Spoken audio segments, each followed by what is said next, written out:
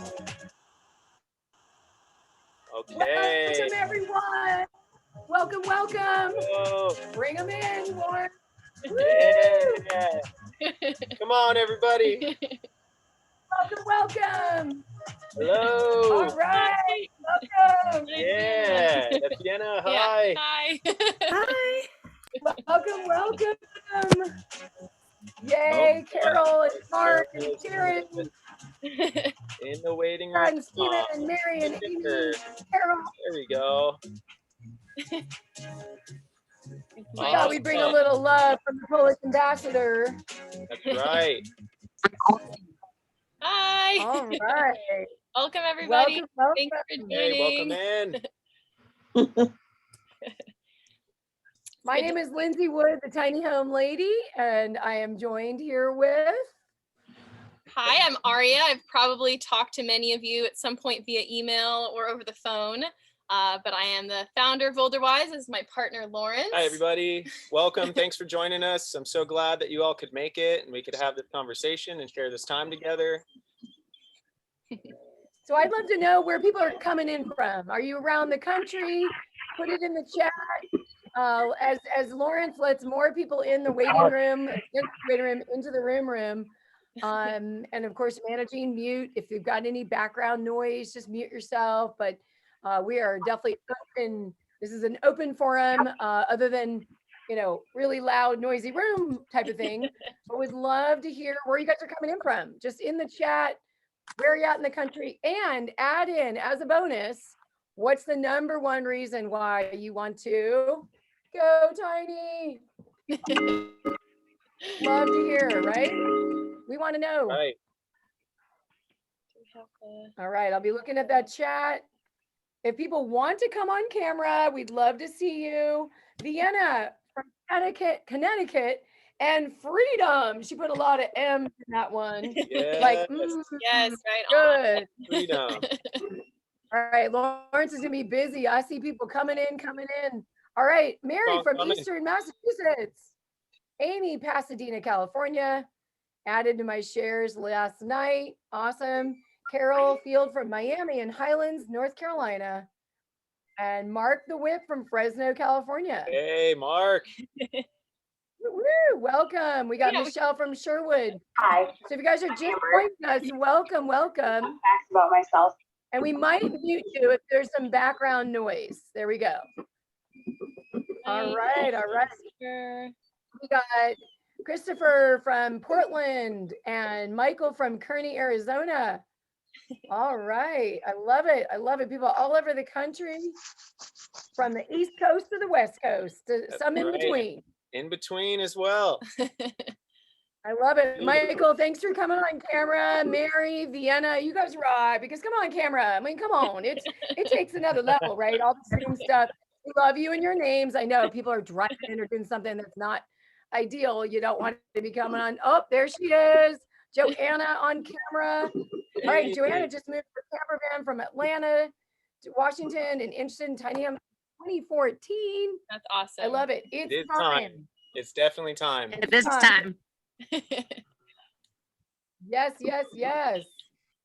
All right, Carol, investment, bought 36 acres near Highlands, North Carolina, and will put tiny homes on property. Whoop, whoop. That's Carol, Beautiful. you have other, I would imagine you'd have other interests in people come in and live out there.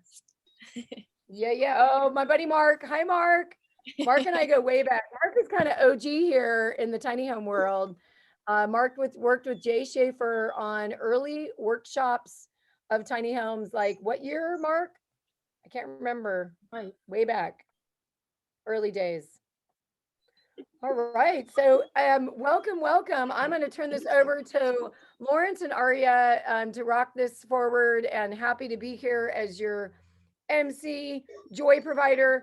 One thing we were doing before you came on is just sharing our intention for this call, like just this moment. Maybe the day it's gotten busy. I see some areas are darker than others because of where we're at in the country.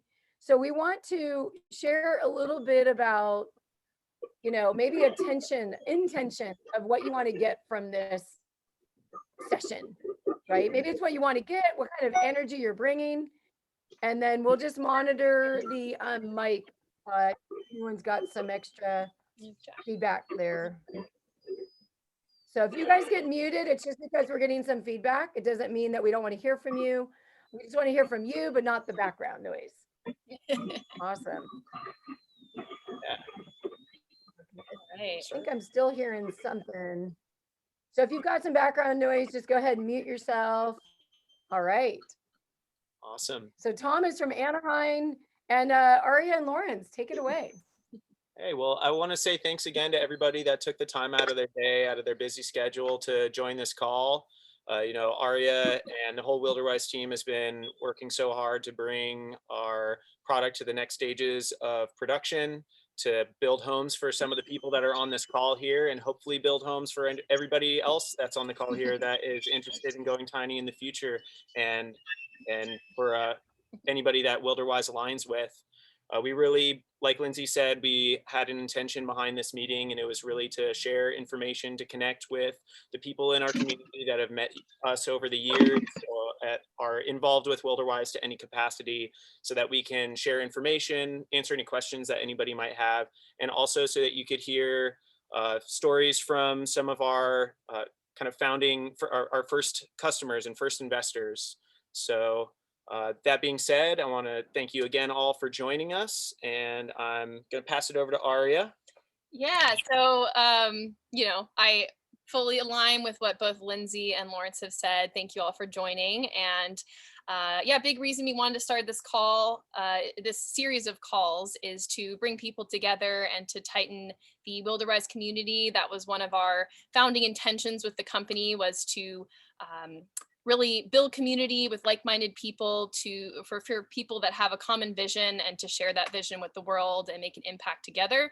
And big things happen when a lot of people come together with a common goal. And so that's what we've been doing as a smaller team from the beginning, since 5 years ago when we started the company.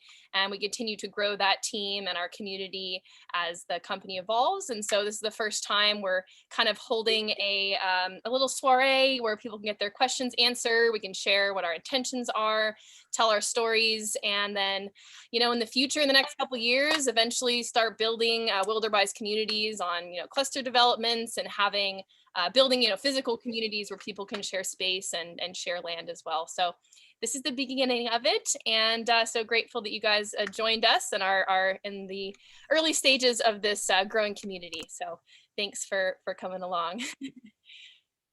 We have got people continuing to join the call here, so I'm going to let them in. I'm hoping that we can kind of start off with featuring a couple of our initial customers. So I guess we'll start with you, Lindsay. You can share kind of your story, how you got involved with Wilderwise, how you got involved with the tiny house movement in the beginning, and where it brought you to in your life today. And after you share, we open the next conversation to be from any of our other first customers that want to share their story as well. So go ahead, Lindsay. Oh, okay. So who wants to see a tour of my current tiny home? Anyone? Yes. Raising hands. Yeah. All right. Okay. So the other cool thing is we just had a bathroom remodel. I'll make it quick, but this was an emergency remodel because the shower we got was leaking. But look at that now. Wow. There we go. That's awesome. Bathtub, the whole thing. So I'm just going to go outside, and as I do that, I'm going to share the story. We went tiny because we totaled up $108,000 in rent. I'm currently standing on the site of the Santa Isabel tiny home community to be, and it's 1 hour east of San Diego. That is our tiny home. She's 300 square feet inside, and then it's 33 feet long, 8.5 wide, 20,000 pounds, which is a big reason why that truck needed a new transmission after driving 6,000 miles. So as a wanderer, a committed, verified wanderer, we really needed something different to like cruise around in. And so when I met Lawrence and Aria like 3 years ago at Fresno, Mm-hmm. when I saw the video, 19, I think, yeah. Yeah, but like I saw the video and the whole thing coming apart, and then the lightweight and the RV meets tiny home and it raising the roof, and I was like, oh, I'm yes, you have me. That was before the transmission and before we drove this thing around that, kind of jerks us. We only have driven it, like it only stays in Southern California, but we've moved it 4 times in 2 weeks. And every time we move it, we're like, I'm done. There's no way this thing is going to travel. Well, as someone who wants to go to festivals, because we speak at festivals around the country, um, I find it really important to have something that will work for our lifestyle. And so with that, the Wilderwise was like just, a perfect scenario. We ended up being in Arizona for the very first exposure of the Wilderwise unit that Aria and or the model that Aria and Lawrence had there, and it was just so exciting. And the line was out the door. Like, I don't know, anyone excited about the Wilderwise? As you know, I'd be really curious, like, if lightweight is one of your reasons, put a number one in the chat. Like for me, lightweight was my number one reason. Number two, the fact that I could get that same lightweight or also the 300 square feet that I had here. But if you notice, that's a loft up there. That's a ladder. There's the cute doggy on the couch. And that doggy has to be carried up that ladder. She doesn't like going up and down the ladder being carried. There's just so many reasons. I love this home. Don't get me wrong. It's great, but it is not great for us to move it around a lot. We just wasn't designed for that. And for most people that want the flexibility of being able to be portable, like myself, the Wilderwise was like slam dunk, no brainer, loved it. And then I loved how you guys decorated it, the whole being able to stand upstairs and just travel around with it and showcase. I'm not a builder, I'm a consultant. I help people with 15-minute tiny home discovery calls. In fact, some people on this community are wondering where to go park it. As a veteran of going into many RV parks and saying, hey, where do you park this? I can talk about this a little bit later because that's probably a big question that's actually going to turn into a webinar, part of my Go Tiny Academy. So from our experience of our builder going bust, it turning into a surprise DIY and then traveling around the country and burning through a transmission and all that, we turned it into a consulting company called the Tiny Home Lady. And what I found in working with hundreds and hundreds of people all over the country is that the tiny home lifestyle has got to fit for you, right? And there's a journey in figuring out what really works. And so I just want to pass it back to Lawrence and Aria, because you started your wandering journey, like, what was it, late last year with your whole November. picking up? Yeah. Yeah, like what is your experience of, traveling in the actual only Wilderwise that does exist on the planet right now? Because we all want one. Well, I will say, as somebody who had almost zero towing experience before picking up a tiny home from port and having to trailer it 1,100 miles to its next destination, I will say that I was definitely a little overwhelmed and a little apprehensive of my capability in doing so.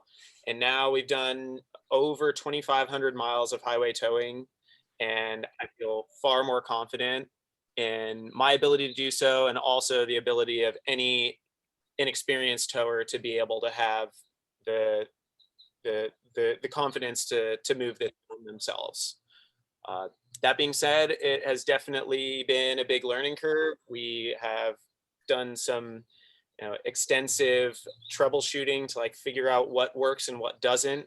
And that's just part of the process of transitioning into a new lifestyle. If you sell a home or like move in an apartment, you have challenges that come up regardless. And moving into a new kind of living situation can be somewhat scary up front. We all have some fears that might come up. And through the last couple months that we've been traveling in the home, sharing it with people at shows, doing events and talking, getting to share what it has to offer and the functionality that it has really become apparent how functional and versatile it is, and how much it makes things, how much easier it makes things in our lives, despite all of these upfront challenges and like those transitionary periods. And we still are transitioning. We're learning a lot every day as we go. Let me add something. I just want to shine a big light on the fact that I know a lot of builders. In fact, that's what I also offer is business consulting for builders. In fact, Aria got connected through the certification company. So the company that certifies the tiny home for Wilderwise is Pacific West Tiny Homes. That came through me. So I, I'm business to business. I've been doing that for 25, 30 years, whether it's biodiesel, LED lighting, now it's tiny homes. And I just want to shine a giant light because I know, and maybe other people don't know, most builders do not live tiny. Let me repeat that. Most builders do not live in their own tiny home, let alone make that the unit that you got, the model, your first home. You are living with the prototype. You are learning what's working, what's not. There is no there's no roadmap for this tiny home industry, you guys. We are the first disruptor to the RV industry that's been around for decades and decades. And then the home industry, right? We are blending those worlds, putting it on wheels, and it is not an easy task to do that, much less make it lightweight, make it towable, all those things, weight distribution, all the things that this company has to figure out. I will tell you that is gold. That the CEO, and I don't know exactly what your title is, Lawrence, community extraordinaire, supporter of all things. On my business card, it says customer service specialist. There we go. But we know he's really like community at heart kind of guy. So your CEO and your community are living in this home. I'm buying this home. Like, I'm so excited that they are experiencing it before I am, right? You're living it and you're improving it. And then you got your team back, and we won't go into, I don't know how much, probably everyone knows, where are these homes being built? Yeah, currently these homes are being built in Bosnia. I have my team of engineers there, and we did ship this one overseas, and we'll be doing that for the next few as well. My goal eventually, probably earliest would be in about 18 months or so, is to establish a secondary facility that will eventually become our primary facility in the US. And then the Bosnian team will continue doing engineering work, research and development, and also focus on building a model that's suited to the European market. So that's all in the works. And what's happening in Europe right now? Millions of people are literally descending on Poland and Germany, and what a timing for Bosnia to have a facility. You never could have written this for something years ago. When did this, Aria, you've told me the story. Maybe give me a little sketch, because I feel so blessed that I know the story of where you were before you embarked on this whole Wilderwise. How do you share it? So I was working in the renewable energy sector. I worked for both Greenpeace and Solar City, and it was during my Solar City job that I connected with an aerospace design engineer who had the concept of this 2-story off-grid capable modular tiny house. But it turns out that he didn't really have an idea of how to actually bring it to market and to build a team and to really bring it to reality.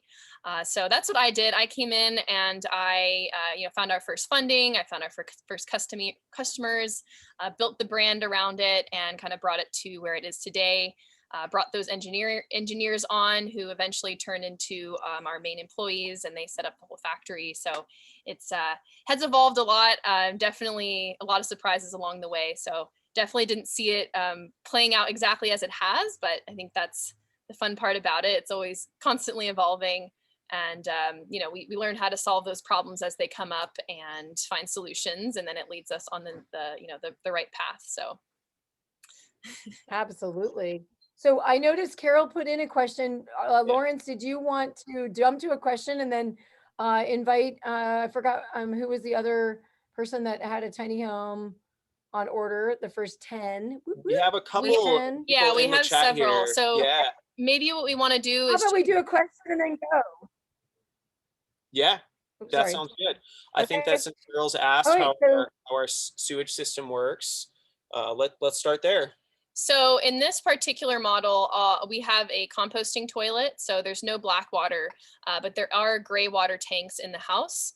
And so for all of the, the shower and the 2 sinks, those all feed into gray water tanks, which either need to be connected directly to a disposal or can be taken to wherever you want to dump them when the time comes. For most people that are parking full time, either like at an RV park or on a property, jurisdictions do require that you connect to sewage. So all models will come standard with a flush toilet. And then if you're planning to be off grid and you prefer to have like an off grid toilet and not deal with the sewage aspect, then we'll have the option for either an incinerating or composting toilet. But all of them will be plumbed to connect to exterior sewage, which is likely what your local area will require to have it parked permanently. I could talk forever about the toilet thing. One thing I do want to share while we were traveling and we had we say compost toilet, but I want to be very clear. These are urine diverting toilets, okay? The pee goes one place and the solids go the other. The reason why that's so important is because when they mix, they create the smell. When they separate, they don't have as much smell, right? Urine has smell and the other one has smell, but when they mix, that's when things get, really bad. Then when you've added to the solids, you need to take them someplace. So if you're on the road for like 2 months, we had to dispose of the actual solids. When you actually compost, it takes 1 full year for a human waste to compost efficiently so that you don't have pathogens, right? This is not something you go and plant in your vegetable garden. You never use anything like that. You would do like trees or something like that. So the word compost is used very liberally, but it is very much a diverting toilet. So just wanted to give that. And then the question, how does incinerating toilets work? So the incinerating toilet, those are, they do pull quite a bit more power. So you either would want to be connected to electricity without relying on solar, or you have propane, a propane and electric powered one. But those, you use these bowl liners in the bowl and everything goes all together, hits the bowl liner and that falls into a chamber below. When you close the lid, I believe it is automatic. It close the lid and the toilet heats up to a really high temperature and basically turns everything that goes into the chamber to ash. And after, I believe it depends on how many people are using it, but after a week or 2, you dispose of the ash. It just fills a little cup and you can throw it in the trash. It's completely non-toxic and a very small amount because it just condenses down quite a bit. So that's a great thing for people who don't want to deal with like dumping the compost out or don't want to have that maintenance or have any potential issues with smell if they, are not properly maintaining it. But at the same time, it does pull more power. So it's not as good if you're going to be boondocking or, not connected to power or don't want to use propane. So or solar. Has its Forget benefits. solar. I mean, unless you want to do a 20,000. Yeah. And I want to share quickly, a friend of mine had the incinerating toilet. She swapped that thing out for a urine diverting toilet. She just didn't like it. I don't know exactly why. But it's pricey. Like, what are they, $4,000? Yeah, $3,500. Yeah, they can be pretty expensive. Yeah. You'd really want to make sure you want it, or meet someone that's used it and loves it and talk to them about it. I know of no one. I think I've only seen one in a tiny home. So, but in all the festivals I've gone to. Mary has a great question. If it's going to be permanently parked, is site work required? So because it's small, yeah. From what I heard, this will depend on where you're parking it, what they require. There's some places that require a concrete pad. Other places will allow like a gravel pad. But most places that I've heard of do require some sort of like utility permit to be pulled and for you to let the city know that it's being placed there. So whatever work's needed to make like a level space for the tiny home to be put on, but that'll be dependent on Yeah, it'll be dependent on what the city does require. There's a lot of people that, do it kind of under the radar as well. If you're in a more rural area and, your neighbors aren't close by or are okay with it. So that still happens quite a lot, but we're seeing more and more so that the local jurisdictions are allowing them as backyard ADUs, and then the site work is necessary based off of what the ordinance requires. And what she's about, we are all from California. So anyone not from California, when we say ADU, accessory dwelling unit, means a home behind a single family home. However, there's many places around the country that don't even have ADU ordinances available. Here in California, we've had a housing crisis for so many decades. So it really comes down to, are you legally permitting this? Are you parking in an RV park where it's already got, permission? Or are you doing it under the radar? As a company, which I'm not part of, I'm a board of director, it's one of those things where the entire industry is parked under the radar until more and more of these things have been allowed. So it really comes down to your comfort level of what you want to do. Right now, where this home is, under the radar. In fact, I've lived more under the radar than I've lived on the radar. And we've never pulled a permit for the tiny home. So it's only been legitimate in RV parks. So hopefully that helps. Yeah. And Carol did mention something from the prototype. I don't know if you want to address that. Yes, we will be doing the next call from the prototype. We currently have it parked in Colton. It's actually at an RV lot. So if anyone is in the general area that wants to see it, you're welcome to schedule a time to drive up there. It's a little out of the way. It's Lawrence's stepdad owns the RV lot there. So his salespeople are excited to show it to people that come for an RV and are like, what is that thing? And so we weren't able to make it up today. We had a lot of things going on. The Start Engine campaign where we're getting investors is closing today. So we've been really focused on that. And it was a little much to drive out there today, but we will be hosting the next call in the tiny house. Let's chat about that really quick, the investment, because this is huge, especially today's the day.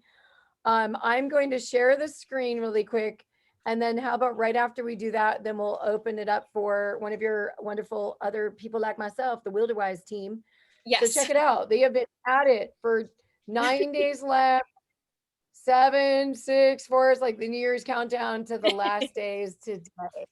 Yes. So last day is today. If you would like to invest into our Start Engine campaign, I know that a number of you already have. So thank you so much for your support and being a part of this team and this journey with us.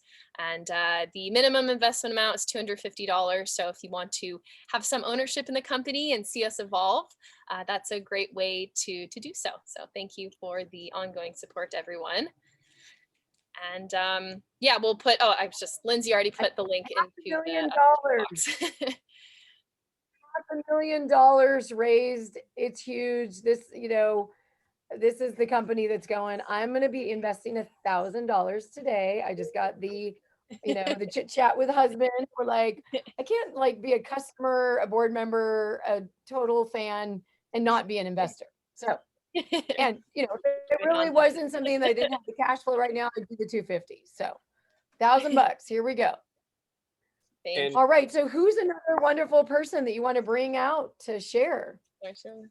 One more thing. I want to just highlight what you said earlier, Lindsay, was that, when you were looking at all of the options and you knew you wanted to go into a tiny home, when you saw kind of all the functionality that this home has to offer, the fact that it has the articulating roof still keeps the same amount of square footage that you have in your current home, but on a smaller footprint and at a lighter weight.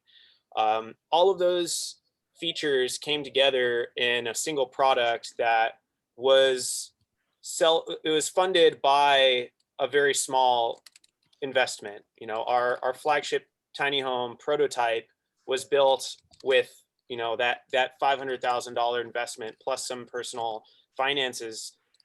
So for a very lean budget, we're very pleased with what we were able to produce. And so again, thank you to anybody that's invested, and we're hoping that we can continue to make even more possible with even a smaller amount of funding, because that's the only way that we're going to keep this housing affordable and make it available on the scale that we aim to.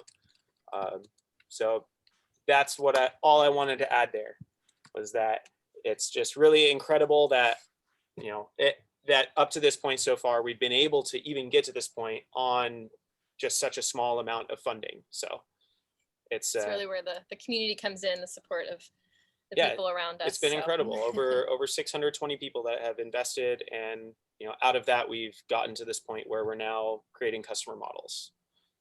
And so, if Love it. anybody else, I know And we have a we're- couple of these our first customers on the call today. Maybe Michael, if you're there. Yeah, I see him There he right here. is. Hello there. Hey, Hi, everybody. hey, thanks for joining us. Yeah, happy to be here. Do the Wilderwise wave. Oh, we need to, I don't know, maybe the W. Wait, the Wilderwise wave. We did it right now, you guys. The Wilderwise wave. Okay. So Michael put a deposit down on Wilderwise Tiny House back in 2020, and he was the first person to put a down payment. So he's first in line for our production model, and we got to meet in person in Tucson a couple months ago and talk a lot about future plans, and he's got a lot of exciting things going on too. So if you want to share a little bit, Michael, please do. Yeah. Yeah, in general, I mean, I retired in June and I went full time in an RV July 1st. And it has been a heck of an adventure, but at the same time, at 6'5", I am someone who has few options for where I can live and actually stand up. And that goes for normal houses as well, because there are a lot of older normal houses that have doorways where I hit my head. And so that's one of the things that drew me to the Wilderwise tiny home, is the fact that not only can I stand up on the first floor, I can stand up on the second floor. And I like the idea of having something that I can move seasonally, and, you know, be able to live in, and has more square footage than my little RV that I'm in here. And so I've been staying on land in Arizona, and you know, I imagine being able to have the Wilderwise tiny home when it comes this summer, and be you know, on certain land in different seasons, and kind of, you know, follow the weather a little bit. And so I'm pretty excited about that. And I just think that it's gonna be you know, be able to be a way that is compatible with my life, in, you know, not necessarily just being in one location all the time with, you know, a normal house, but be able to have a house on wheels that can move along with me as I move seasonally, you know, throughout the US. Yes, absolutely. That's definitely the kind of the goal. One of the goals with the product itself is to offer the freedom of location and the freedom with mobility as well. I think that's a big thing with the new generation of home buyers, are looking to have more flexibility with where they can live, and just the functionality with their home, and having it work with them as opposed to a more traditional space. So I think we're filling that gap, because no one else is really doing anything that I think fits those needs, which is an emerging for, I think, younger people, millennials. So yeah, I mean, all the tiny, I've been to tiny home conventions, and, you know, all the other ones on the market where it has a little bed loft. I mean, that's great for a lot of people, and not super exciting for someone who is as large as I. And so, you know, being able to spend time in the Wilderwise tiny home and realize that I can actually be everywhere and stand up is a beautiful experience that I'm excited to have for myself when mine comes. So thank you for working so hard to make that happen. I'm very appreciative. Yeah, we're excited to see you standing up and walking around your own tiny home when we get to that point. And Lindsay's demonstrating what it looks like to be standing in her loft. And how tall are you, Lindsay? I'm 5'3". I'm 5'3", so it's pretty cool that I could do this. You would be like over here, you know, legs would be up to here. I mean, it's crazy. I mean, it's cozy, but once again, making the bed. Oh, I can't tell you. I'm like, oh, I have to make the bed. Yeah, and then And your you know, partner my has husband. to crawl out over you to get out of bed, because you can't go out Yes. down either on the foot of the bed. No, he's so excited about, like, the one thing he's so excited about is being able to have his own side. I mean, bless him. I was like, we'll share. I'll do it one side and you'll do one. I haven't. shared. Okay, so we have another question on build time. Let's go back to, so what we'll do is we'll do a couple more Q&A, and then we'll kind of naturally move on to another wonderful share. Where is So the, build timeline, where will the unit land in the US and how does one take delivery? Great question, Mary. so yeah, so build timeline. Right now we're taking orders for our first 10 builds. We have a special offer for our first 10 customers at a lower price point, 75,000. There's some other details. So if you want to get involved with those first 10, send me an email and I can kind of share more details on that. But what we're planning to do is deliver at least the first 5 this year, but build the first 10 and then have the last 5 delivered in the beginning of next year. If all goes well, we would deliver the first 10 this year. So that's kind of still my goal. First 10 this year, and then probably building twice as many as that next year. So if you're in that group of first 10, I would say most likely end of this year, if not Q1 of next year. And then if you're looking for financing or not ready yet, joining the wait list is a great option.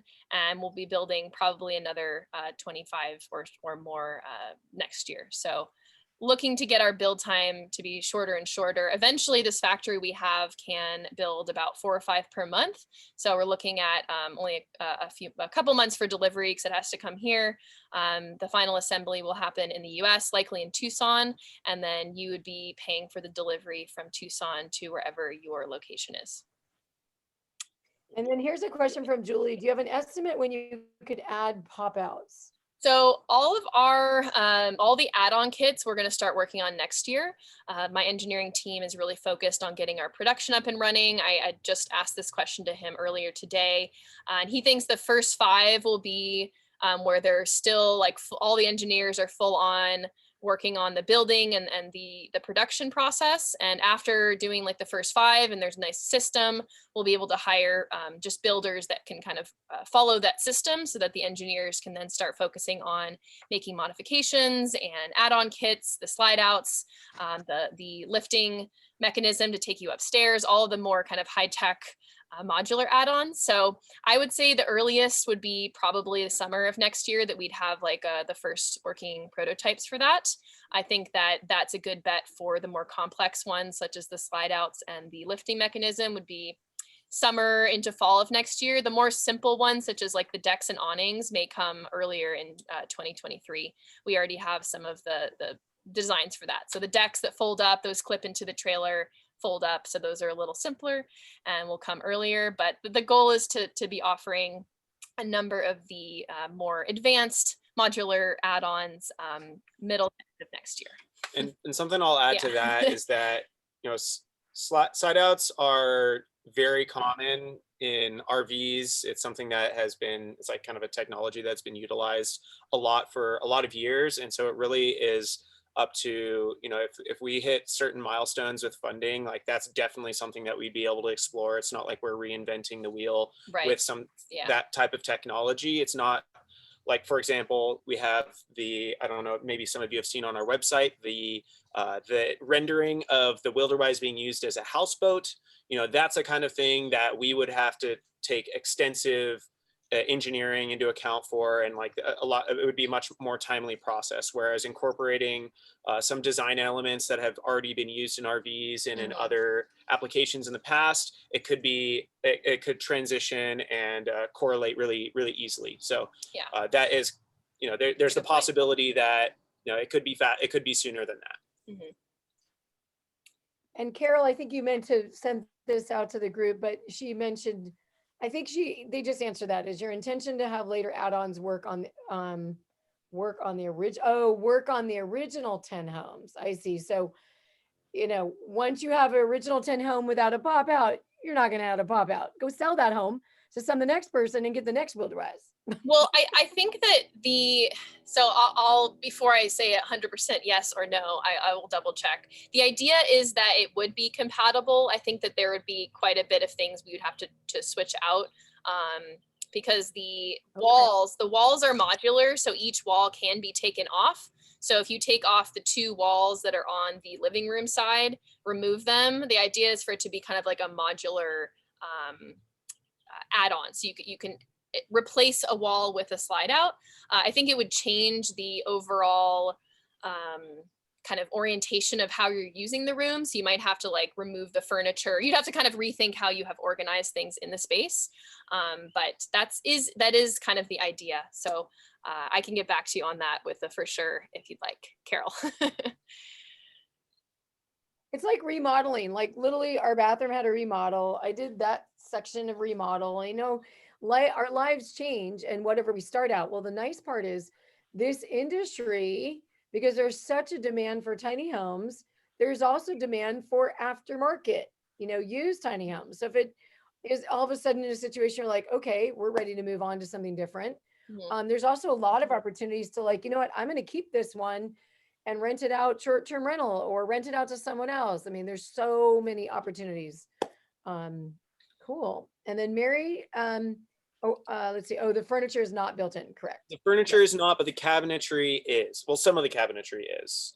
Yeah. For example, upstairs, all of the cabinetry that is on the upper, some of the cabinetry is built into the roof.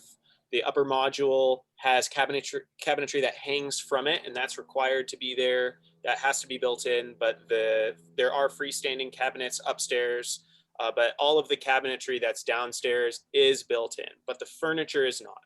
So that's the couch and the stools you see in the prototype.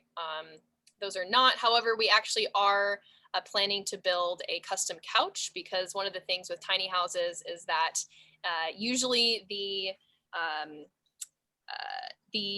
fenders intrude into the living space because it allows you to have more living space overall, but you have a little a box that kind of protrudes on the sides where the wheels are. And so we are building a couch that can go over that, so it can extend further if someone doesn't want this table. Basically, it's a similar kind of couch, but just will have a gap in the back to cover the fender. And something we're going to do here, I'll stop sharing my screen. For my husband and I, we want the reason, that was the other top 4 reason, is that we need multiple workspaces. I need to work upstairs and he needs to work elsewhere. We both are on Zoom, on phone calls, you name it. So we wanted that separation. So what I have here in my tiny home, you can see this big cutout because our home's really big down here. We can put 6 people around as the big cutout flips up. This little one is like an inset in there. So we might be doing that multifunctional furniture downstairs in the Wilderwise. Yes, absolutely. To answer the question from Joanna about bed frames, the bed frame is built in. Currently, it does not come with the mattress, so we put the mattress in afterwards, but the bed frame is built in. And for Murphy beds, there is a possibility that a Murphy bed could be an option, as long as the bed, when it's raised, does not inhibit the roof from lowering down. So if you well, the bed would have to be lowered when you're traveling. The bed would have to be lowered for traveling, but it would be able to be lifted up. Like there are horizontal and vertical Murphy bed options. Like ideally, if the Murphy bed were to work, it would probably be a horizontal bed so that it doesn't lift as high when it's closed. And then it would likely have to be closed for travel so that the roof can drop down fully. But there is storage from front to back underneath the bed frame. So yeah, it is functional, at least. It's not, it doesn't just take space when you're not using it. You do have a lot of capability of storing items below it. Yes. That's what I loved about this bed. I'm wondering where there might be a bed raised and you can see the storage underneath. Picture. I think there is one further down, but I'm not sure exactly where. And like Lindsay was showing her awesome table with the cutouts, there is the option again down the road where we could be able to offer more custom furniture options, like flip up tables and desks that take up far less space as well. So incorporating that kind of space saving furniture and functionality is definitely kind of one of the next steps that we want to take, is to be able to make it as functional as possible. But you can see here that there's a lot of storage underneath the bed. So We need some Zach hack. Anyone know that reference? The The what? Zach hack? No. Zach hack comes from Zach Giffen from Tiny House Nation. He was the guy that was always doing, you know, the unique stuff. The builders are building the walls and doing the kitchens and all, but Zach is always the one doing the unique, cool design. So if anyone wants to get ideas, Tiny House Nation, that's like running on, I forgot what it was, not Roku. Maybe it's Roku, like 24/7. So look for some Zach hacks. I love these pictures of these guys putting everything together. I have a question about the bathroom. Like, if we want to change the bath, like the sink, I mean, I love that sink. I don't know why I would, but what if I wanted to put an LED mirror? Like, those things seem pretty easy to change out. Yeah. So the cabinetry is pretty easy to change. We've already kind of talked about this. I think that if you wanted to include a mirrored cabinet above here, these two smaller cabinets that are on each side of the sink could be removed, and then a full mirrored vanity cabinet could be included there instead. Yeah, so there's definitely possibilities with customization. We're really happy to work with you on what you're looking for.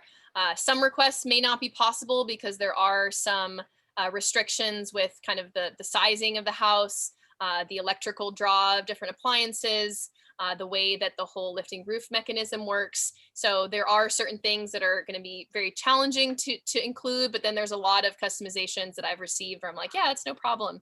I've gotten a lot. Can I have a bigger sink? Yes, you can have a bigger sink. All those kind of things are pretty simple. So if anybody has requests or questions regarding customization, please feel free to reach out and we'll see what is possible. And I'm featuring this picture right now because I also was not aware these white cabinets right here, and I think the one right here with my cursor, those are the ones that are critical for weight distribution and roofing. You guys know this more. And I was like, oh, okay, got it. It's part of the design. Yes. Yeah. So cool. On the upstairs of the Wilderwise, the white cabinets that you see on the far wall in this image, they're mirrored on the opposite side. And like Lindsay said, they're designed that way for weight distribution. You can see these cabinets in the foreground of the image on the right side. Those cabinets and then the ones on the other side balance the weight around the actuator. The weight being balanced allows the actuator to raise and lower properly. It actually needs to be pulling some weight in order for it to work properly. And so by designing the cabinetry that way, it's color coded. All the white cabinets are integrated into the roof, and then all the gray cabinets are freestanding. And it's designed that way so that the roof can raise and lower easily, and then you can still use the cabinets below to secure them into place so that you have even more storage. And somebody asked how will filling up the cabinets affect them working. So I would suggest, if possible, to not have one side be way, way heavier than the other side, but I know that, you're not gonna be weighing all of your items. So fortunately, we actually have made some adjustments to the system. We're including a set of guide rails that will encapsulate the gas springs, which will not only make them more aesthetic on the outside of where you're living, but also creates a perfect smooth motion. So there's not a whole lot of wiggle room for the roof to shift on either side. So the weight distribution in that sense is less of an issue with the updated design. And unless you're putting something like tremendously heavier, that's going to cause potentially an issue, but I don't imagine that coming up for most people. What about winter environments? I know you've been doing this research because there were some questions recently. Yeah. I connected with some people. So overall, the home has an R value of about R24. And so it is suited for winter environments. If you're looking at extreme weather, you may want to have an additional heat source or include an additional mini split upstairs. And I don't know if this question is regarding like snow load, but the roof can work with about 6 pounds per square foot of snow on the roof. But I imagine if someone's moving and there's snow, you would want to, you know, move the snow to make sure that it doesn't impact the functionality of the roof. But if you're staying somewhere more permanently, we'll also be including these steel bars that can be added for additional support on the inside of the house if you are expecting higher snow loads in your area. And then there will be the option of basically polarizing your unit to insulate all of your pipes that are in the trailer to make sure things don't freeze. And okay. And so yeah, and then if you need additional insulation, that's also an option. So we can add additional insulation if you are in a place where you think that it would be necessary. And cat door, dog door modification. I do have a dog. Yeah, so a that's good question. actually yeah, we'll get back to all of these questions. Yes, we can do a dog door. That's actually something that Jack, who's one of our other customers, had asked about because he has a dog. So we will be having that option, including it in the door itself. Shouldn't be too much of an issue. And that being said, Jack, did you want to say something just about kind of what your plans are? Yeah, hi everyone. So hopefully you can hear me okay. I have my dog right here next to me, Jasper. Yeah, we asked to have the dog installed for him. I have a lot more questions and answers when it comes to the whole tiny home thing, but myself and my girlfriend Ernie are all about the movement. And we are very interested in connecting with like-minded people. So, that's the main reason I'm here, is to hopefully network and find people with similar interests and ideas. I don't, at the moment, I don't necessarily know where I'm going to be parking the home, but I love the idea of the Wilderwise tiny home. I love the fact that it's lightweight, really all the things that Lindsay said. And yeah, I'm extremely excited to get. Is it going to affect that? Sorry about that. Oh, it's okay. Thanks, but Jack. Yeah. Jack, we may have a connection that can help you find a place to park your home. I mean, we have a couple, like obviously Lindsay is an amazing resource for all things tiny house related, especially when it comes to where to park it.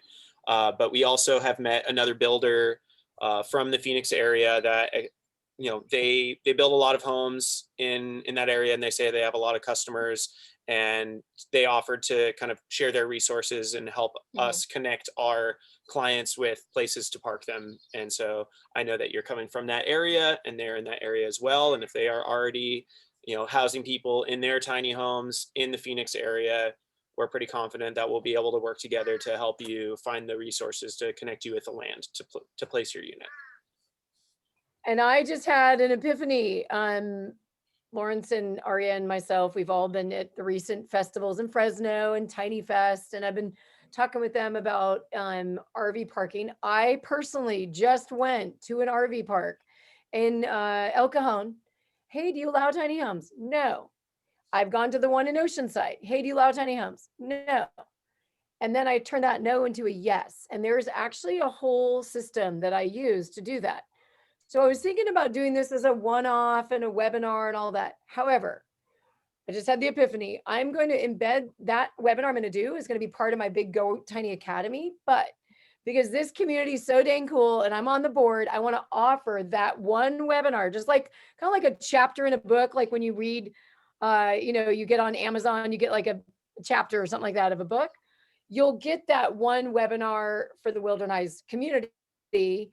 Then, of course, if you want to learn more about the Go Tiny Academy and the rest of it, then that will have a fee. But I just want to just offer that up because it's the number one issue. And I've dealt with it multiple times, and also how to deal with it, what to do, how to be prepared for it. That needs to happen tomorrow. No, I'm just kidding. Not tomorrow, but within the next couple of weeks, I could see hosting another one of these Zoom things because I do really better, like instead of standing in front of camera, talking to no one, talking to the Zoom world of people and asking questions. So who's down in the comments, in the chat? Would you want to join that webinar? Complimentary. Anyone? Just curious. Want to make sure people want it. 100% Vienna. Yeah. Okay. Anyone else? What's our reason for saying no? We will definitely address that because that is a big one. Karen, absolutely. Yeah, Christian, a lot of yes. Yeah. people. Okay. There we go. Awesome. This is great. Ding, Yes. ding, ding. All right. I want Cool. to go back to I'm another. excited. There Okay. were a couple of questions in the chat that we didn't cover yet. Julie asks if there's a backup to the actuator. So this actuator, the one we currently are using is a 110 volt actuator. Our next ones will be 12 volts. So for people that don't know, 12 volt actuators can be directly connected to a battery, which makes it so you can use it off grid. It means you can carry an extra battery with you at all times. It's dedicated to that. If if you're concerned that your in-house batteries may run out on a camping trip or whatever it might be. So that's a really great thing to be able to use it even when you're not connected to power. And because it's 12 volt, that means it pulls very, very little power to operate. These actuators and the gas springs are designed for about 100,000 cycles in their lifetime. It's designed for industrial use. And so they're really intended to be going on a regular cycle every single day. The fact that most customers are only going to be using theirs at most maybe a couple times per week. I think more likely once or twice every few months. The motor is a very strong motor and is expected to last 20, 30 years. If anything does come up, we're looking at having like a mechanical like a crank to be included, although based off of the specs of them, we're not expecting there to be any issue. It's a very powerful motor that is also way overrated for its use. These things are designed to hold quite a bit more weight than the weight that is in the roof and what it's for. So it's really robust for its purpose here, and it's going to be used a lot less than it's intended. So we're pretty confident in it, and it's a really good product. But if people are, want to have that backup, I know there's some people that want to have, everything lined up just in case anything happens. What we're looking into having kind of a manual backup just in case, just especially for peace of mind. So is there any other that came up? Cat door, we answered that. Yes. Amy asked if more people ask about options, we can have a few option choices that would work. We're kind of developing that right now by kind of having these conversations, having the opportunity to show our prototype, show the way that we did things the first time around.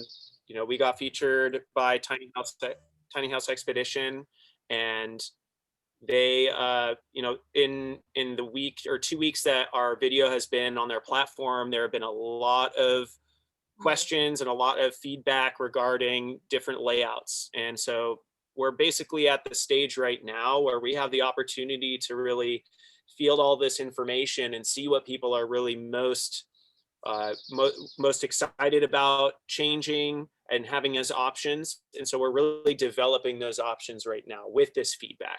And so that's kind of where we're headed, is to be able to get to the point where we say like, oh, these are the 3 options that we're going to offer for this specific modification. On our first 10 homes, most of the modifications will not be structural. We aren't going to be able to adjust the frame of the home or the layout of certain appliances, but it's possible that will develop in the next homes that we build.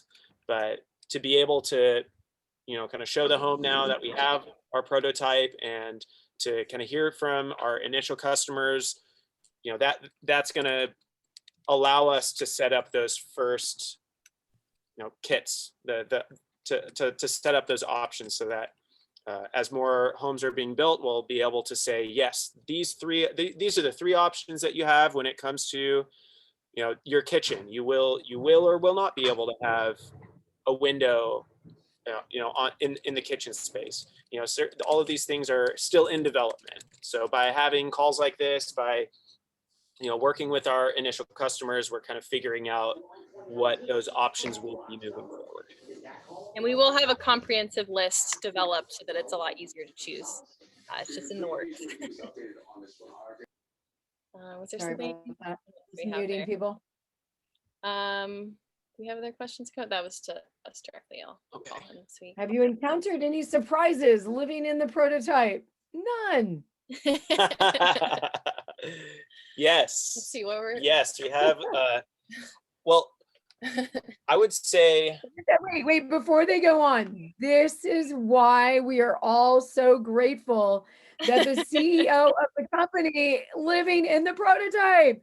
Big Yeah. giant round of applause. I'm telling you, company after company. I don't know. There's a show I watched and it was called The Prophet, and they featured a tiny home builder. And one of the things that Marcus Lemonis, big, awesome, business expert, was shocked by is that the owner of the company hadn't really spent much time in the actual tiny home. It was like, what a thought. So just want to shine that light again. Okay, go ahead. Did you have something that came to mind? You go ahead. No. I mean, some of the things are things that we're changing in future models. So for instance, the material that we're using for the walls. When our first 1,000 miles of traveling, we had cracks emerge in the walls. There's basically a drywall type material. And so the vibrations, so something we learned at an RV park we stayed at that was totally fine with the tiny home. We actually had people coming that lived at the park to take tours of the house because they were so excited about it. But that being said, we were at this RV park and someone told us that RVs or travel trailers that are towed are subjected to the same amount of pressure and vibrations as a 5.6 magnitude earthquake whenever you're driving. So anything that you have in there needs to be secured. We knew this with with the appliances. So we had everything either, we moved the little convection oven on the ground. We secured the fridge with a ratchet strap. Everything is very secure in the house. But then the walls had issue because where the joints are ended up something we learned, that this kind of material can't stand up to the vibrations of towing. And so we're going to be using a different material for the walls. Same for some of the trim pieces aspects and need to have, a stronger adhesive or those are some design things that we have seen as we're living in the home. Was there something that came to mind for you? I'm really Taylor? surprised at how well insulated the home is. We can go in when we wake up in the morning in Tucson in the winter and it's below freeze. It's been at freezing overnight, and it's you go outside 6:37 in the morning and you go into the tiny home and it's pretty cold in there. But that mini split, once you turn it on, within 5-10 minutes, it's cranking and it holds that heat. The wall is 3 inches thick, and it's pretty remarkable at how well insulated it is for the size and weight of the materials involved in that insulation. And obviously this is just the prototype. It's not as well sealed as our next models will be, and we're making some adjustments, and obviously things will be even better on the next ones. But I was really impressed and surprised at how insulated it is, despite extreme climates that we've been subjected to. In Tucson, you get obviously the heat during the day and in the summer months, but in the winter, it gets very cold at night and the temperature change is pretty drastic. Even an 80-degree day when it's just sunlight beating on you, the sun itself feels very hot. And so to be able to be in the tiny home and feel, relatively comfortable overall, that with, only a fraction of the insulative properties at play, because it's not fully sealed right now. We use a temporary seal that goes between the upper and lower levels, whereas on future models that will have a permanent integrated seal that will fully block out any outside air or other weather. The temperature difference will be fully sealed.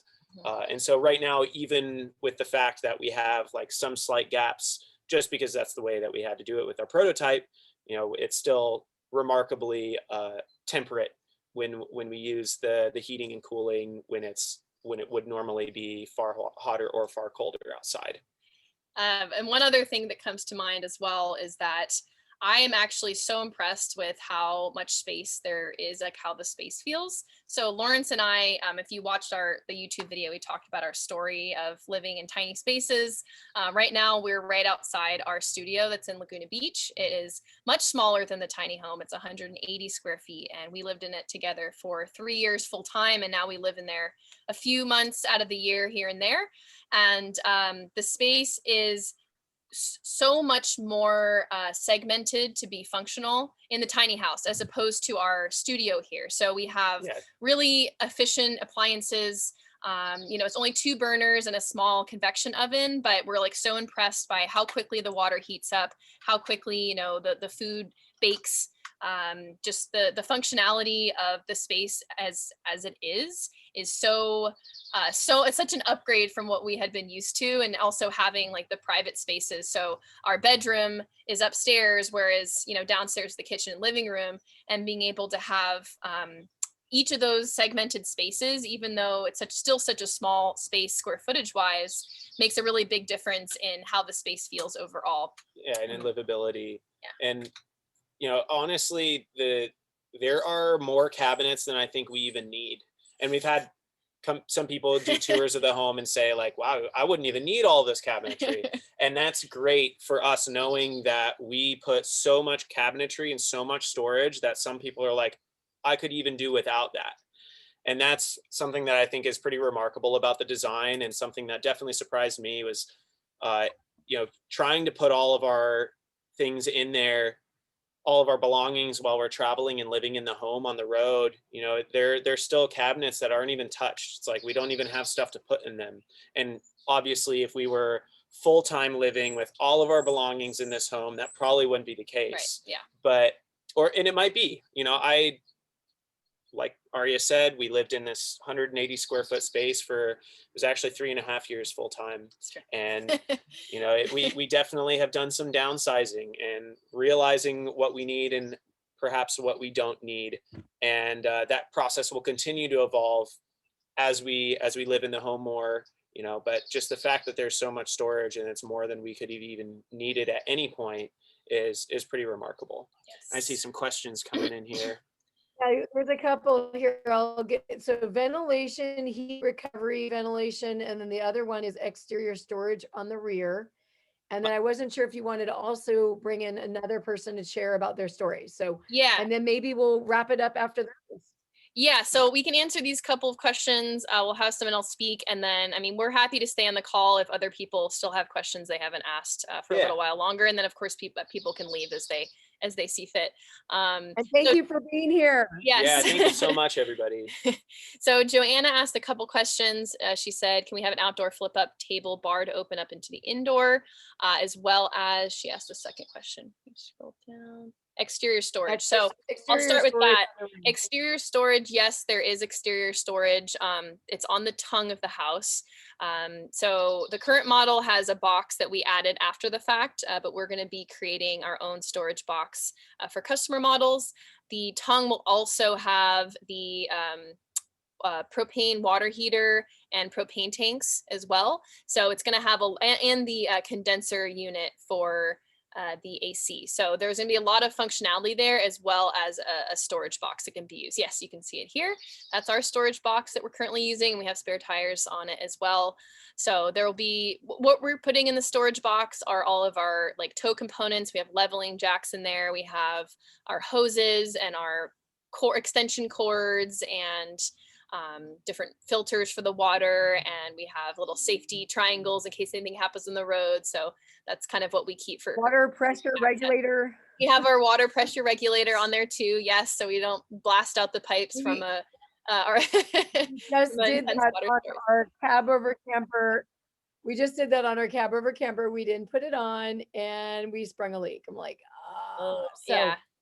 There's some things that if you haven't lived a life going in and out of RV parks, there's definitely, that absolutely needs to be another Zoom webinar. Okay, you pulled up. Now you got these hooks and things to go by.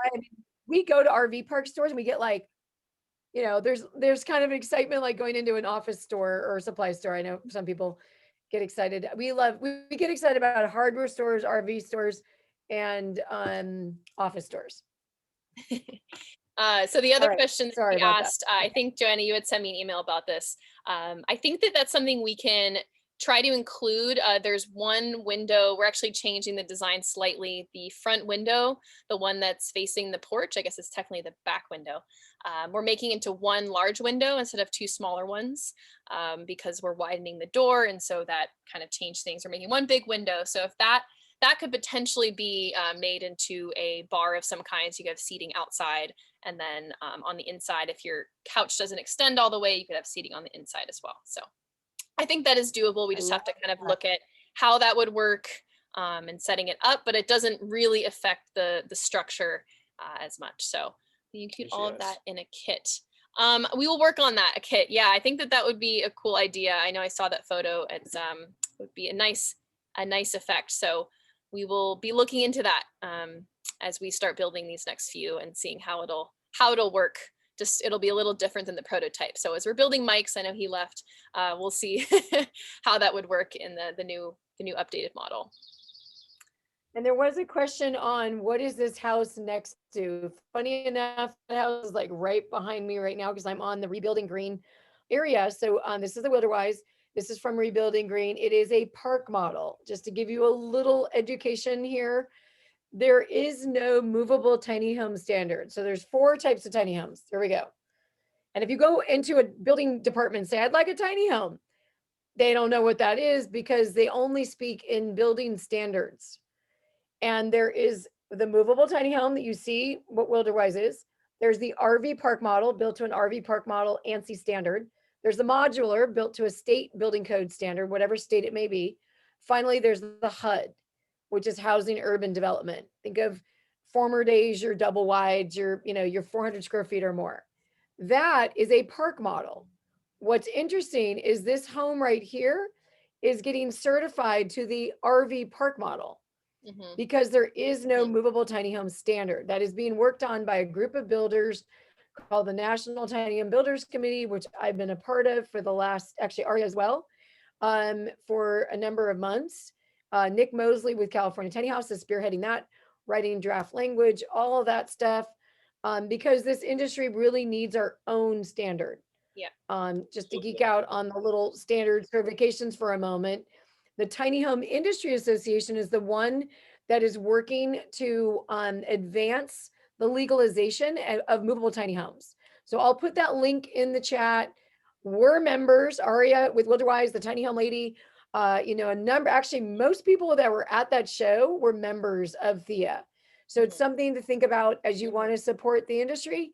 Definitely support THEA because for only $25 a year, it can really help to expand more and more places to legalize. Yeah, and I think that the model next to us is at 10 or 12 feet wide. It's 12 feet wide. It's 12 feet wide. It needs a pilot car. Yeah, it needs a pilot car and an oversized sign. Yeah. Yeah, it is only moving the lane is 12 feet. So exactly. And there's one behind me that's I think 15 feet wide. It needed 4 cop cars and it cost $4,000 just to move it. These are all built in factories, but the Wilderwise is obviously road legal. You don't have permits. You don't need any of that jazz like you do this one here. So super important to know the difference. Any other questions that came in? Oh, start engine. I had noticed it and thought it would be harder to move. Oh, not sure. Maybe. Did you? Was she asking about the other house next door? I'm not sure.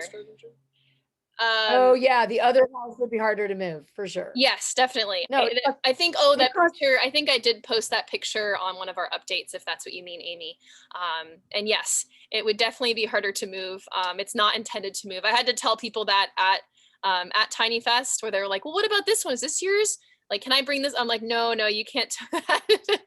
It's really intended to be placed on a location and lived in permanently. So you need a professional to move it. Absolutely. You need a permit for that thing.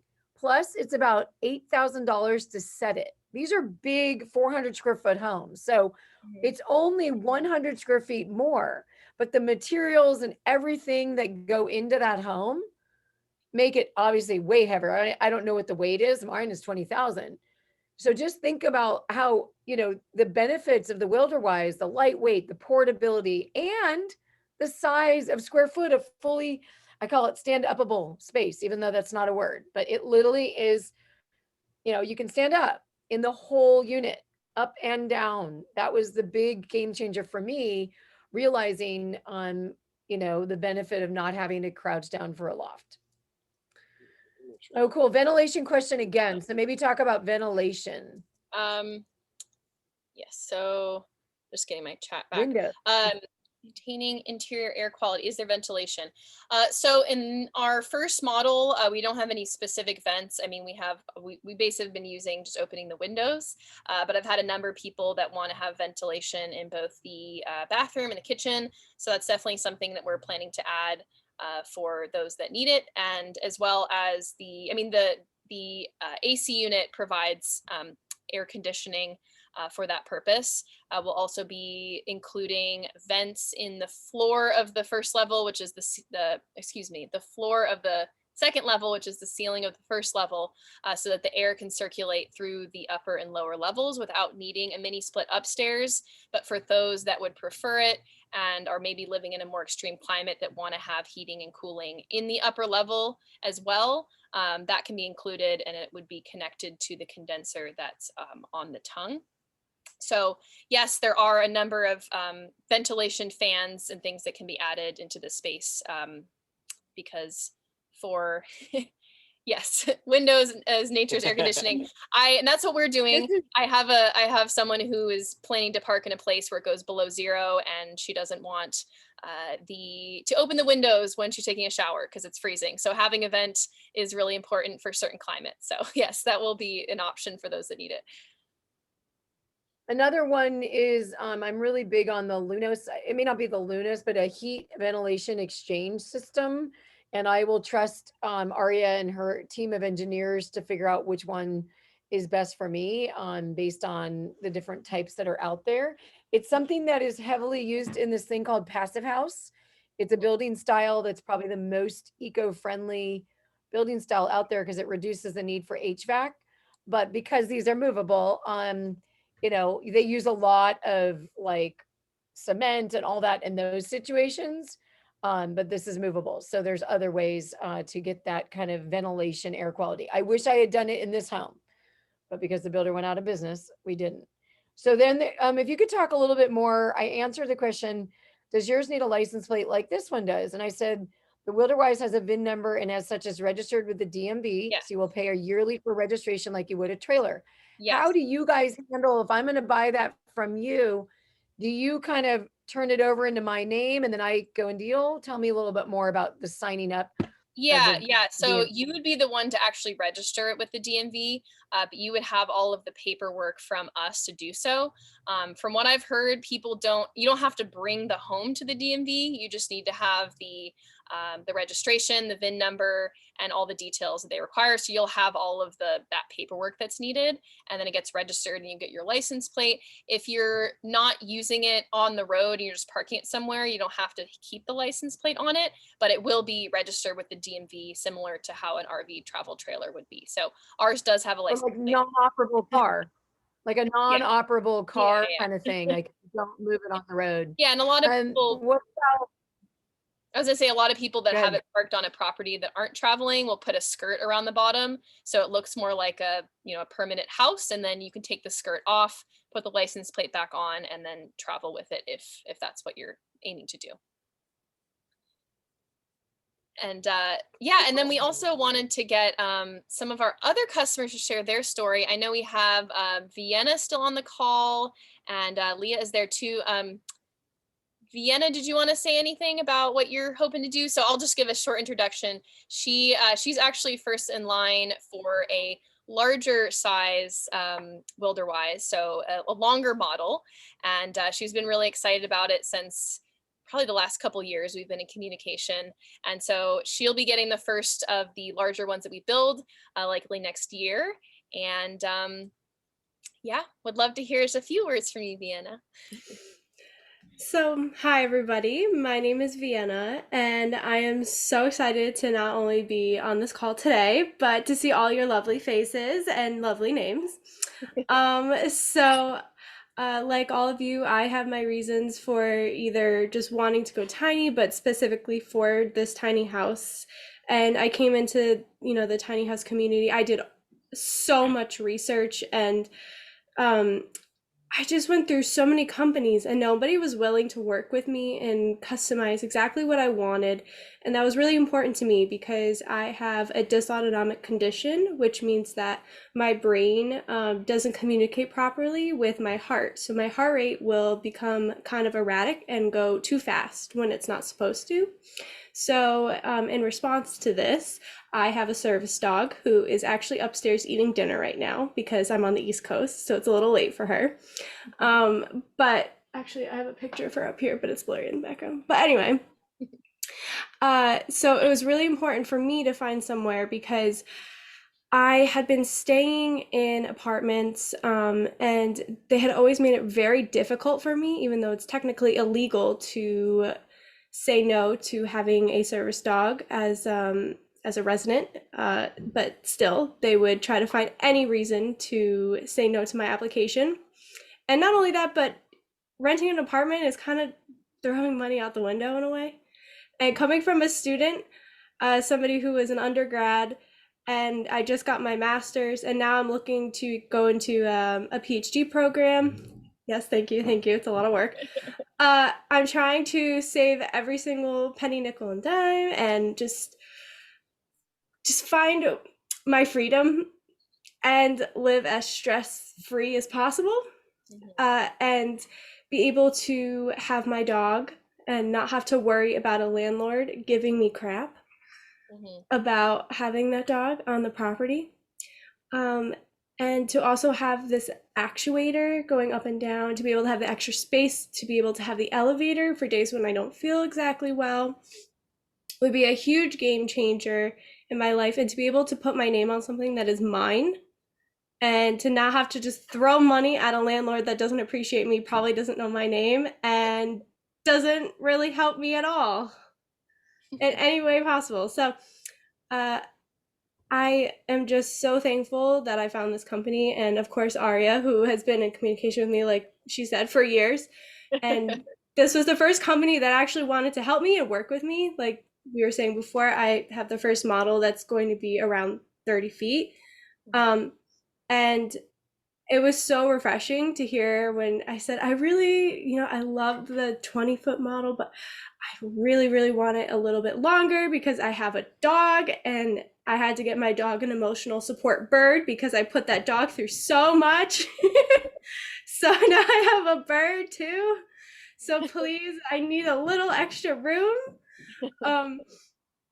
So Aria, without hesitation, was like, you know what? I will talk to the build team, but no problem. It may take us a little time, but we got you. Yeah, exactly. Like we're on your side no matter what, we got your back. But just that willingness to work with me was what made this company so incredibly different. And their designs obviously stand alone. I mean, no other company is willing to do that, but I'm just incredibly thankful again and again.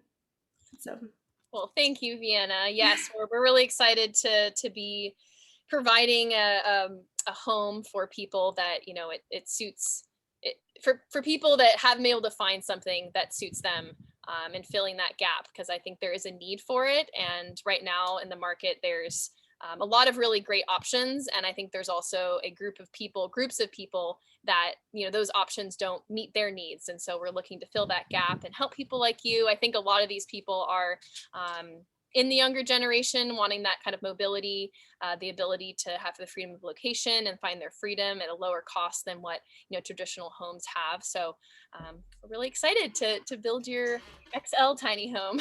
Yeah, and to be able to move my tiny house to whenever I find out what program I'm going to be in, because I don't know exactly where I'm going to be geographically yet, to be able to move that tiny home wherever I need to go and not have to worry about finding an apartment with my service dog and now my bird is huge. and being able to invest that money that I would have had to spend on an apartment on something that has my name on it, life changing. Easy decision. Yes, that's what we're here for. So I have some questions. Margarita gave some great questions. High winds. How does the home handle with the high winds? And even I would say when it's driving and also when it's stationary. Yeah. That's one question. Then the next one is financing. Yeah, so I'll start with the winds. That's a question I get all the time because of the height of the house. And so we have up to this point experienced 50-mile-per-hour gusts in Tucson with the roof raised, no additional support in the house with no issue. So that's a good thing. We haven't been able to test it in higher winds. Did you have?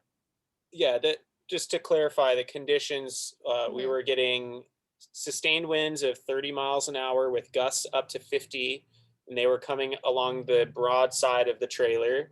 The trailer was unhitched to the vehicle, the roof was raised, and we had the 4 leveling jacks on the home. So basically the way that you would see it at a show, we didn't have it hooked up to any additional support of any kind.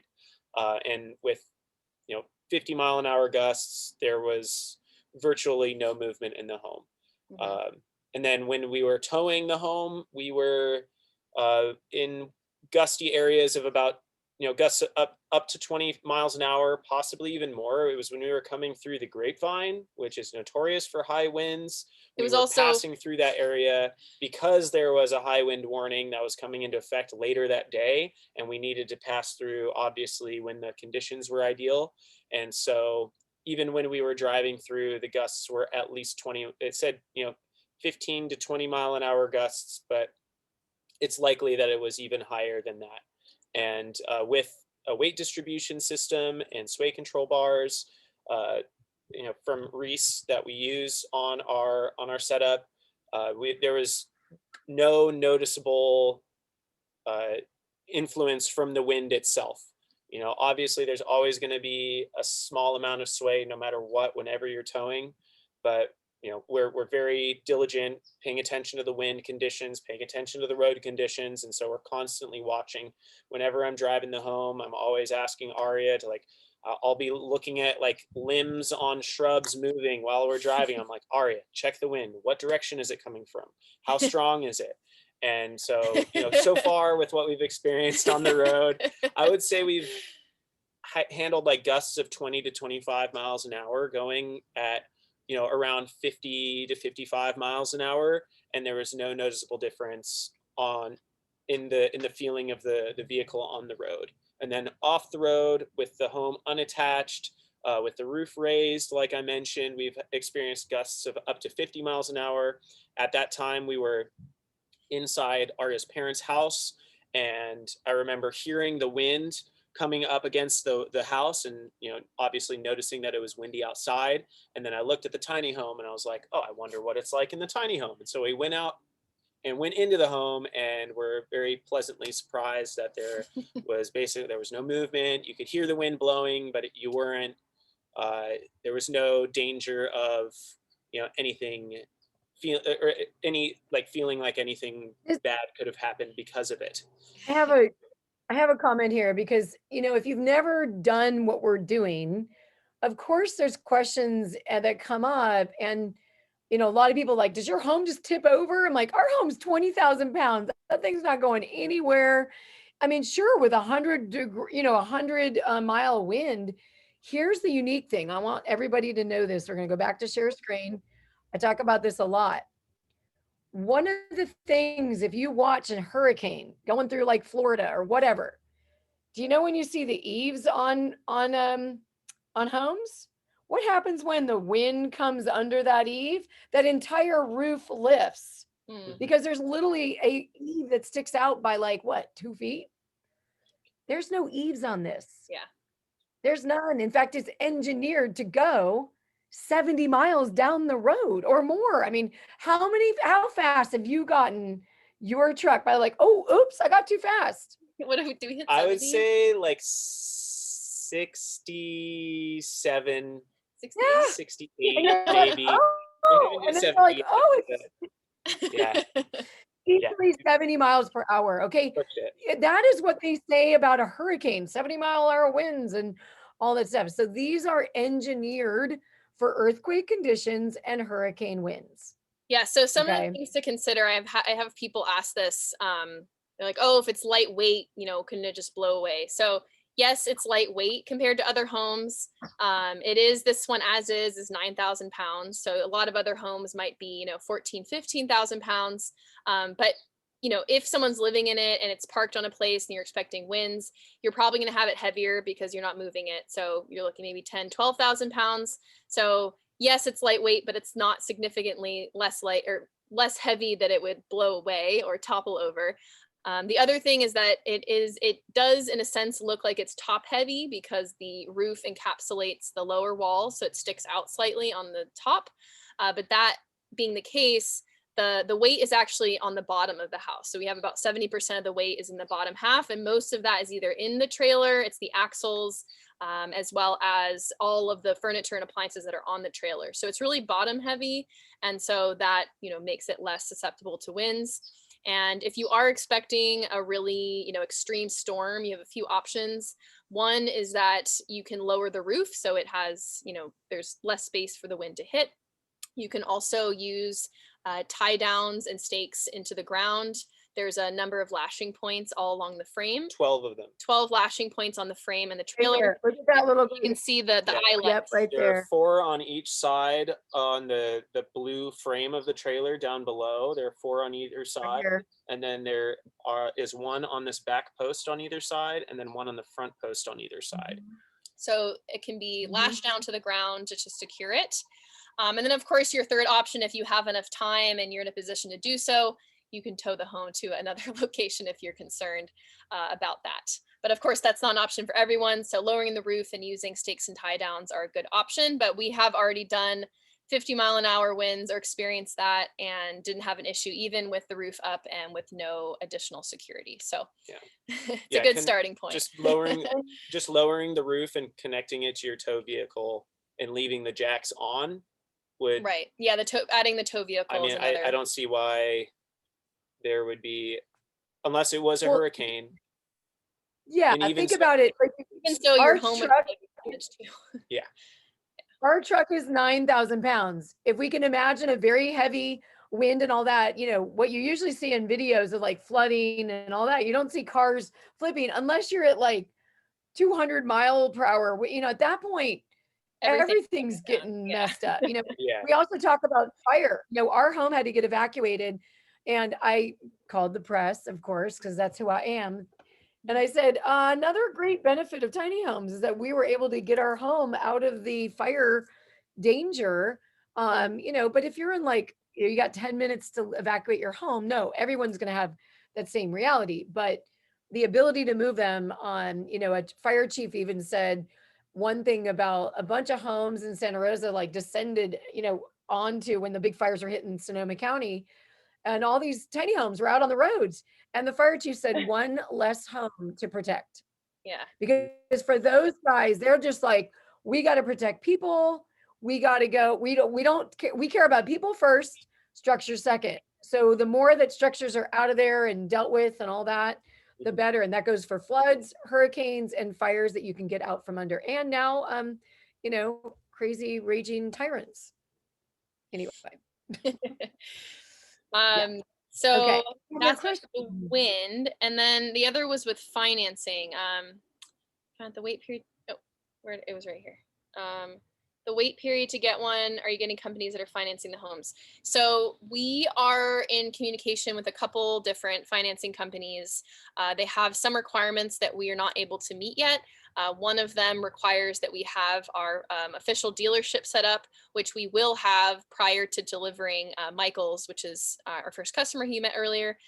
We have to have the dealership set up to legally sell him the house. So by the time his is delivered, we will have that. And at that point, we'll be able to offer financing through that company. So I'm going to be setting it up as much as I can so that when that requirement is met, then we will have financing through them. Another company requires that we do deliver several cash builds before they will finance with us and partner with us. This is because they've had builders who kind of dropped the ball and didn't deliver when they said they would. So they want to make sure that our systems are in place. So that's in the works. We're expecting by the end of the summer that we will have financing. Right now, I am looking at a few other options. So I have a call with another company that may be able to help out in the meantime, because the way they do financing is that they will basically wire transfer you the money, and then you would come to us as a cash customer. So you could potentially still be included in that first 10 because you would be paying them back over the course of time, but you've already paid us. We get to buy all of your materials and get to deliver your house. So that's something I have a call next week to learn more about. So hopefully we have like a couple options earlier on, and then we'll be expanding the financing options towards the end of the summer. Was there another, what was after that? Let's see. Right to presume the tie downs you were shown fit in the slot when the roof is lowered. Those eyes are why I asked how far the roof moves down. Those eyelets are not inhibited by the roof coming down. They are on, they are like a few inches below where the roof comes down to. So they are not, the roof would not be able to go down around them. So if you look at, right now in that image, the roof is lowered. The roof is down in that roof photo. is lowered in that image. So you can see what it looks like when it's towable. Yeah, the highest eyelet is about 8 inches below where the roof comes down to. So even if you lowered the roof, you could use all of those lashing points to secure the home to the ground. Yep. Good thinking, engineers. And something that what I've often heard is the big reason why building this in Bosnia is that this has taken a few years to engineer. You're meeting RV quality of lightweight, but tiny home, that insulative quality. I don't know if anyone knows this, but the reason why Jay Schaefer chose to go tiny in the early days, the godfather of tiny homes, is because he lived in Iowa in the winter in an RV. Mm-hmm. And he realized he needed something thicker because you're just pumping a bunch of heating into that. That's all you're doing. Mm-hmm. You're leaking and you're heating. You're leaking and you're heating. So that's when he realized he wanted real walls and all that. But the flexibility, the lightweight, the portability, all those things are obviously the benefit of an RV. Mm-hmm. For a lot of us here, I don't know about you, but I like cabinets. I like things that look more like a home than the RV look. Yeah. And I think that most people are in that same boat where people, maybe had a positive or, maybe not even a positive experience in, like either owning or traveling in an RV or travel trailer in their lifetime. And I think that most people that would want to live this more, this kind of lifestyle that allows you to travel and work more remotely and move the home seasonally, I think most people would rather live in something that feels like a house than live in something that feels like like an RV. And so being able to bring all of these components together and try to find like the perfect recipe, is something that we wouldn't have been able to do on our small budget. And the 5 years that we've been a company, only having a prototype to show, well, that's pretty remarkable considering everything that has to come into account in order for this type of home to be a viable solution. And that's really what it is. This is supposed to be, the ideology is that this is a viable solution for an affordable housing crisis that we're facing all across the world, especially in California, especially in our country. But this is something that, as that this is an issue. Home security, safety. People deserve the right to a clean place to live. And the time is now. There's no better time than for this product to be coming to the market and for products like this to become more available. And we've seen RV industry, that's the industry that my mom's husband is in. That's why we're keeping the home at his lot right now. But it's an industry that has boomed in the pandemic. There are so many people that are transitioning, they're kind of selling their belongings, they're transitioning towards a lifestyle that allows them to focus on what really matters to them and set that as like the primary driving force is what leads them forward in their own lives. And, that's that it's beautiful that there are already options available, but all of those options don't necessarily connect the people to all of what they want out of their home. You know, it allows them some freedoms while compromising and sacrificing others. So, you know, this home has, you know, it's changed our lives, and we're really excited to be able to build more homes and kind of develop these systems so that they can be better and better and better. That's right. Better and better every day, every way. Question for the insurance. Margarita brought this out. I don't know, Aria, I have an insurance link to Mac Insurance on my website. I can share that link if you want me Sure. to. Yeah, sure. Okay. I've gotten my insurance through Mac as well. They Yay, go provide Mac. trip insurance and tiny house insurance, not only for builders, but also for customers. I think there's a couple other companies as well that do it specifically for that. tiny houses. I can talk to that because I did call up. You know, every year we pay about $1,400 a year for this home, and it very much goes off the valuation of the home. So, for example, when you buy your home, you're going to know how much you're paying Aria for your home. That is the number you share with Mac Insurance and say, this is the number of, you know, that I wanted insured to, right? Because if anything was to happen to it, fire, you name it, then it gets covered for that number. You know, tiny homes are a depreciating asset. However, they still hold their value well in the market. But there is not enough data out there. There's been some articles done. One of the builders was able to see one of their clients sell their home and like make money on their home. I mean, there really is no like Kelly Blue Book for tiny homes yet. There is a company, Noah, does do appraisals. So if you're looking in the future, that is why it's so important that you understand that you're getting a home that is certified. The more and more you're going to need to have certification to park in RV parks. You're going to need to have certification to permit it somewhere. So the fact that Wilderwise is already taking care of that for you by already getting it certified by Pacific West, super cool.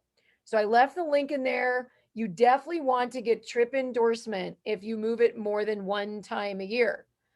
So just want to like let you know that that's like $150 rider on top of it. So I would imagine it would be less than $1,400, especially like what are the homes? Well, for the first 10 of us, what, 75? So it's going to be less than that. Because our home, we rated at like 105,000. So you pay more for what you're insuring. All right. Let's see. Was there any Yeah. other questions? I responded to Margarita. She had some ideas with setting up a partnership, so I can talk to her separately about that. Did anybody else have questions that came up? Yeah, you can feel free to type it in the chat, or you can unmute yourself and ask it directly. It's up to you. Anybody else has anything to throw in there? Or if we Love missed it. your We question, just Or if put we it got missed the a question. wild Yeah. advisors hanging in there. It's 5:42. This is amazing. Our first webinar, and Yes. here we are, cranking on to an hour and 42 minutes. Yay. So I'm really excited about like pulling up a bunch of us Wilderwise people and just sharing with all the people like Vienna and Michael that was on and others. I don't remember, track all the names. You know, like let's pull our tiny homes up into an area. Yeah, and you know what we kind of envision for the future as tiny house laws develop and become, you know, as tiny homes become more accepted and more available and more recognized as an alternative, and kind of transition away from being just an alternative to just like this is a way that people do things. You know, right now it's kind of like this niche, like, ooh, it's this cool, like unique kind of thing. But what we see happening is as developers and landowners kind of have this availability to develop tiny house communities, like there could be a whole, you know, row of properties where you have unique tiny house villages in each one, and you'll have like builders showcasing their homes in a community of like 7 or 8 homes on a cul-de-sac where it's all their own builds, all different models, and all their customers are living there, you know, together. That's kind of what we see being possible for Wilderwise, is like these Wilderwise communities where you have, you know, 7 or 8 homeowners couples like Aria and I, maybe that we'll all be in one together where we have this place where we can all share communal spaces. We each have our own tiny home. We can, work together in common spaces, and then we can all go on the road to the next destination, kind of carry that on, kind of keep that magic going. And we hope to see that develop more and more. Yes, A lot of these, a lot of this is in its budding stages. This is like really a tiny house renaissance right now, because there's a need for it. And what is going to make it available more than a need for affordable housing? As that need continues to grow, that's probably not going to go anywhere. And so, you're going to see a lot more innovation sprouting up. Different companies that are offering different unique housing styles are going to be coming up. We're really excited about like the dream of what's possible for the future. We kind of envision these add-on kits that we're developing and like the modular aspects of the home to allow you to have like a permanent structure that's built on with the same technology that we're using in these tiny homes. And then you could go take your home on the road, you come back to your house, you park, you kind of dock your home in the designated slot, and then you're able to like lift up the wall and have it connect to the permanent structure. And then it expands your living space and expands your capacity, and it enhances your world. So we're excited about we've always been dreamers, and so there have been times where we're like, oh, maybe we've dreamed too big. And being at this point now and being with you all on the call kind of shows us that maybe we're not dreaming too big, and maybe the dream's just big enough that we can That's right. kind of we can move into uncharted territories. We need 3.5 million homes in California alone. We are in a massive deficit. There is no bubble anytime soon. Don't listen to anyone out there, because we don't have enough homes that are being built. There's a graph right now. I can like find it and all that, but it shows by the decade back to the 30s of how many homes were built, blah, blah, blah. In the 30s, it was 5.8 million. And then it just went up to like in the 26. Last decade, 5.6 million. Do we have less people on the planet? No. Yeah. Affordable housing, you guys, affordable housing is being paid by our cities and our counties, at least in California, $480,000 a door. We've got, and taxpayers are paying that. Okay. So whether Republican, Democrat, regardless, we just need more solutions for faster paced housing that meet the demand of less, smaller family sizes. They've gone the bigger home, smaller family size, like something's out of whack here. But there's the small living movement that's been going on for a while. So I love it. Oh, and Julie, I put in last day, don't forget to only invest even $250 to get a piece of this. And she said, you expect another funding round too. I expect you will. So tell us more about your funding round and what your plans are for more funding. So it's not stopping people. Yeah. Right. So we are closing out our Start Engine campaign today, as it's been mentioned. And our next venture is for a larger investment through venture capitalist funding. So we are in the category of prop tech, which is property technology. So any sort of technology that has to do with real estate and property and housing, building, construction. So we are going to be approaching a number of different firms and pitching. My partner and I have been working on our pitch deck, and I'll be practicing my presentation in the next few days. And then we'll be reaching out to a number of different firms and hopefully getting other people out there to see our vision and what our goals are and, want to be a part of that. I've already gotten a lot of really great feedback from people like you, and it shows, and people that are really excited about what we're doing. So we're very hopeful to raise a much larger round that will expand our production more quickly, help us to grow our team, and also develop something that is in the works. It's basically a land sharing platform. So it's similar to Airbnb, where we'll have hosts that have property, and then people that have tiny houses who are looking for places to park them can find hosts via this website. So it's a way for tiny house owners, or even RV owners in some cases, and landowners to be matched and find one another and find the right fit. with different parameters around, someone mentioned different parameters, maybe even around political preference and, what their needs are to make sure it's a good fit, compatibility with their personalities, as well as the pricing, and it'll help with rent and utility sharing. So that's in the works, and a bigger investment will help us to develop that, so that one of the biggest challenges going tiny is finding where to put it. And we want to kind of create a comprehensive system. So it's not just building the home. It's not just having a place to put it. It's creating a system so that people have a place to live, a home to live in, a land to put it on, as well as a system for connecting for all of your living needs, your utilities, and your billing. All of that is included. So we see this as kind of the next big stage in making a difference in the housing market and reshaping how things are, providing a tech-driven, sustainable option for people. And so that's really cool. The way that, if you're investing now, people who are at the lowest price that it will be. So when we get additional investments and the company continues to grow, the value of your shares will also grow. So you'll be there growing with us along the way. So that's big steps. So this has been amazing. And we rocked it until like 10 minutes till the 2-hour mark. So I'm going to start playing a little bit of music as we entered this whole thing, because the people watching the replay, if you haven't gotten like your time at Wilderwise, get in now, wherever you're at in the whole journey. I think we'll be doing more of these. There's a number of topics that I, came to mind as just like, where to park it with RVs, put in ideas, send, Aria put in her information there. So let's go make the Wilderwise happen. Everyone get your Wilderwise wave going. Get the Wilderwise. Can't see you.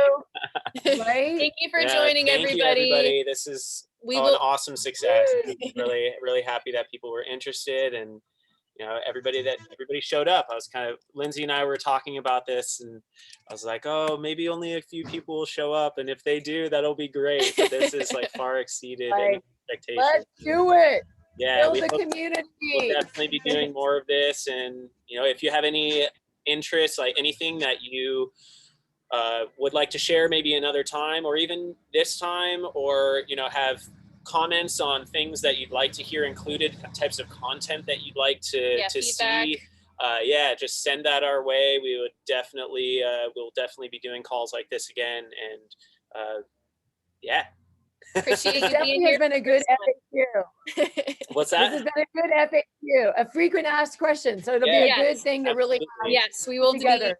I'm going to be updating our FAQ page on our website too. So you'll find more answers there. Yeah, everybody who's in this call now is basically helping us develop all of these strategies and develop all of these plans for our next steps forward. And so this is, you're part of the team. You're part of the team with us, and we are grateful to have you.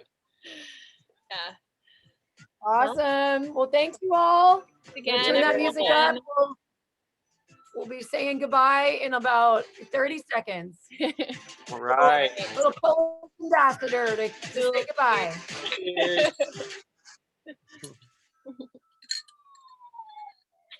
And thank you, Lindsay. Thank you for everything, for supporting us from the beginning, for supporting the tiny house movement, for being such an advocate and being such a part of it. And you're just wonderful, and we're grateful for you. Mwah, mwah. All right. Thanks from Florida. Woo-woo. Thank you all. So great to be here. Mwah. Thanks, Thank everyone. You all. This is great. This has been fun. Okay.